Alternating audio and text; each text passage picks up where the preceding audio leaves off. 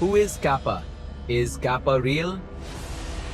You will find the answer to this later in the video, but first, listen to this terrifying story about Kappa. In a small village in Japan, surrounded by lush greenery and a serene river, there was an old legend. Many people had drowned in this village's river, but their bodies were never found.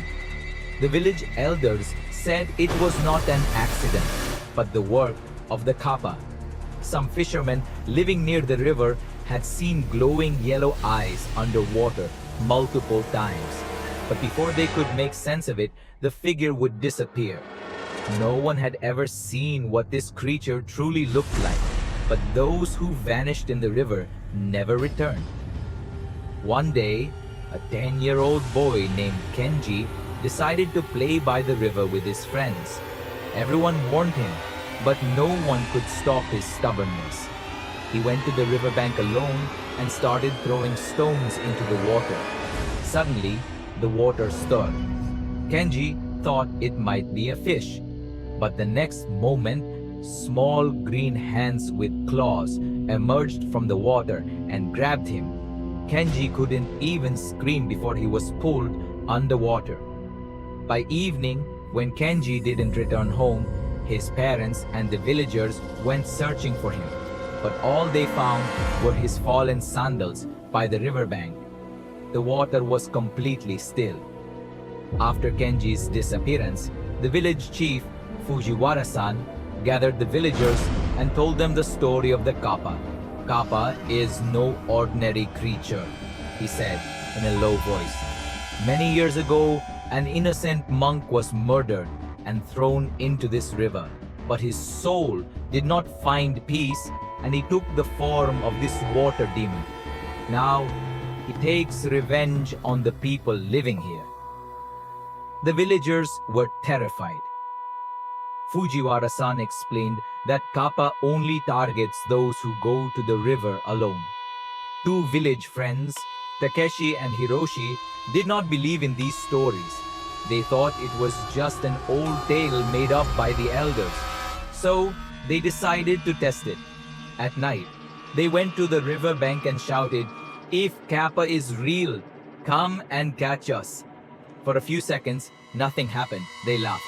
But then, the water rippled. Suddenly, a small green figure emerged from the water. Its red tongue hung out. Its yellow eyes glowed, and sharp claws extended from its hands. Hiroshi felt something grab his leg. He screamed loudly, but his voice was swallowed by the darkness.